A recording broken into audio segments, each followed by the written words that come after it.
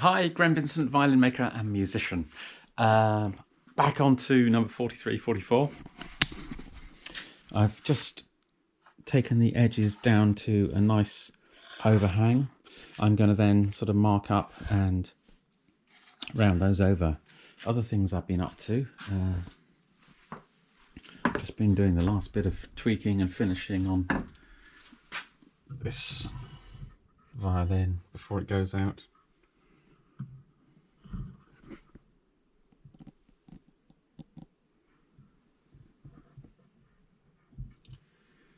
Very happy with that.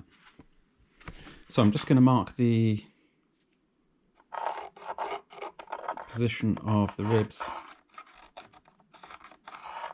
with pencil. I know that they are already scribed with a scratch line, but in practice it's easier for me if they're done in pencil. I can actually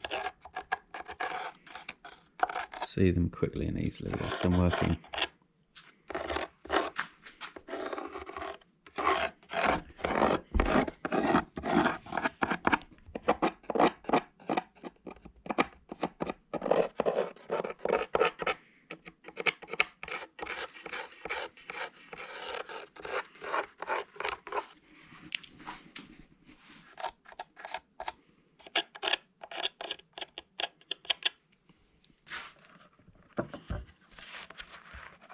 Gosh, there we go.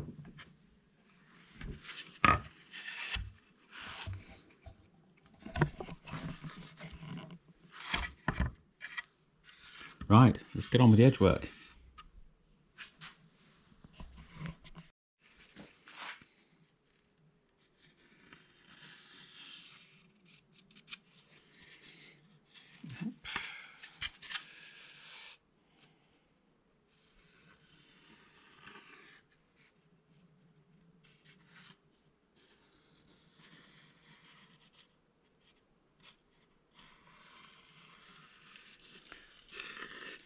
I'm marking it up just sort of shy of halfway through the thickness, or by eye obviously.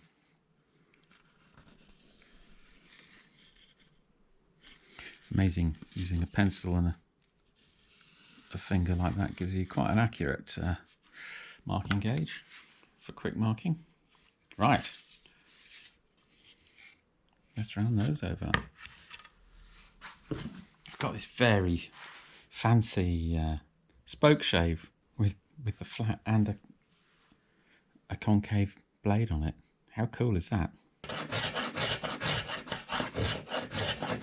So how do I do the rounding over of these? Well, that's a good question. I mean, I've done them in all ways. I've done them largely with a knife like this, which has a satisfyingly sort of traditional feel about it. I've done them with files. I've done them with a spoke shave, as like the one I was just waving around. I've done them with sandpaper. And I wouldn't judge anyone for whatever method they choose, to be honest. Like all of these things. It depends what tools you have available. It depends on the situation you're in. It depends on how good the lighting is. That might affect, you know, whether you decide to do it this way, where you need to be able to see exactly what's going on, or with sandpaper, where it's a bit, you know, more predictable. You can almost do it by feel. So like with many operations in the whole of violin making, it's sort of I think what you're really training is your eyes and your brain in as much as what is it you need to achieve and what is acceptable and what isn't acceptable in terms of level of detailing and finish, really. And there's more than one way to skin a cat, you know. I mean, there's however you get there is kind of up to you, but if you know what it is you're trying to achieve and you can see when you've got there, then and more importantly, you can see when you haven't got there, then isn't that the most important thing? And as for whether it fits in with someone else's idea of whether something is right or wrong or traditional or whatever, that's neither here nor there really, is it?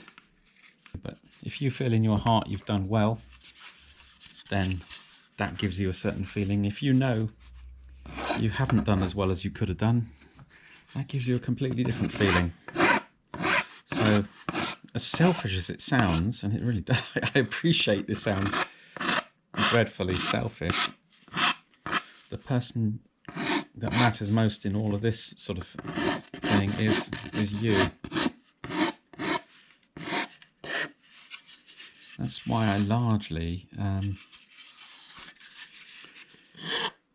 build and then sell violins rather than building to order. Having said that, of course, as I've said before, there is somebody who's waiting for this particular violin already, so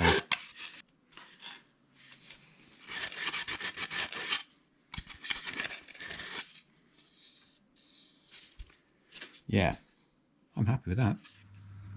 Just putting the groove in now.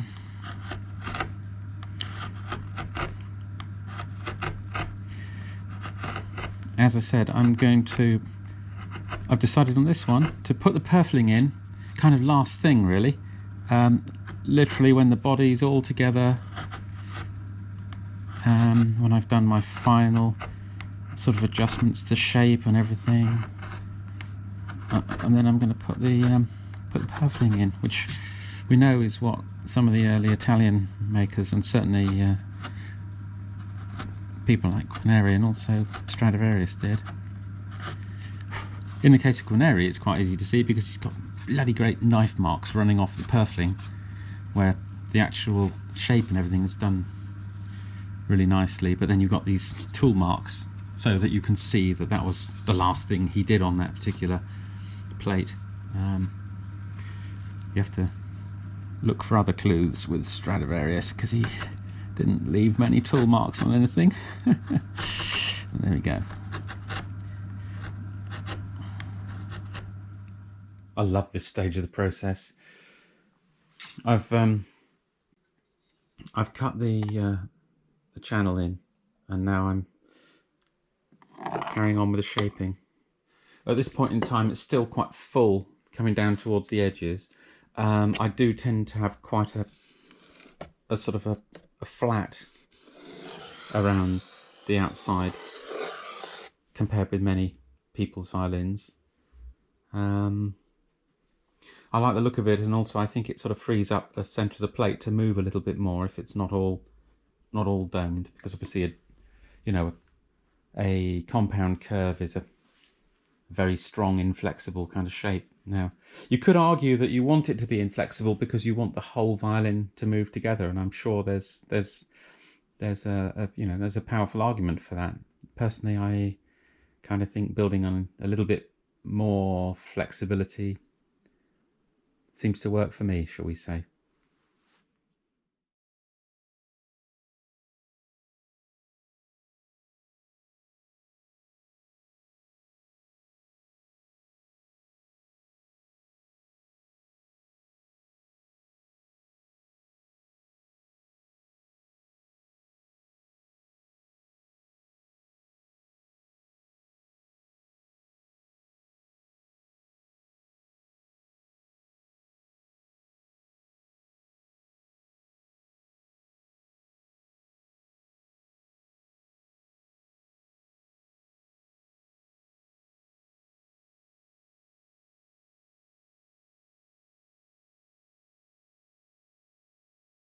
So yeah, things are coming on nicely in the workshop. The obviously the shape of this one is pretty much done, because this is kind of, as I said, this is one of the first time. Oh, let me turn those other lights on. Hang on. Whoa.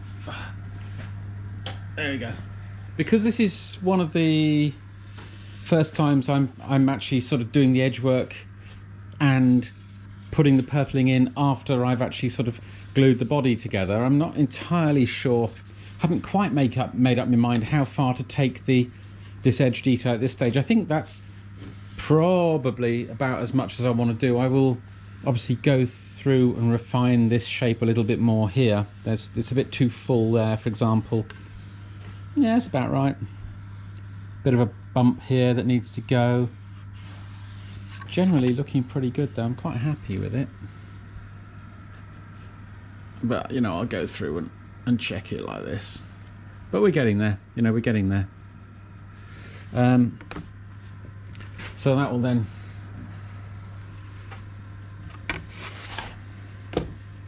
go on here. Where are we? There we go.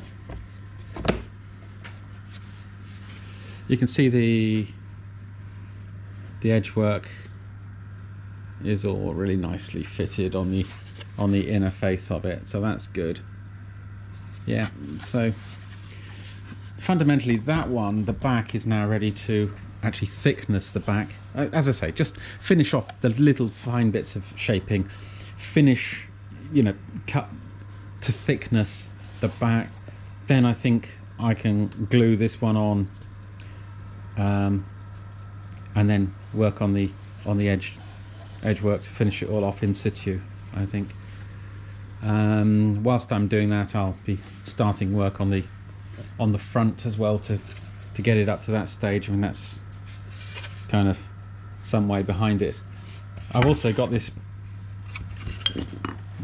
looming up because this is a reclaimed piece of timber, lovely piece of timber, but it has got a nail through it. So what I'm going to do is that classic kind of repair where you take some scoops, you gouge out some scoops from this material here at this stage, and then I will have some material to patch that so it will be completely invisible, all being well. So that's the plan. So hopefully that's how it will work out. Yeah, so on we go.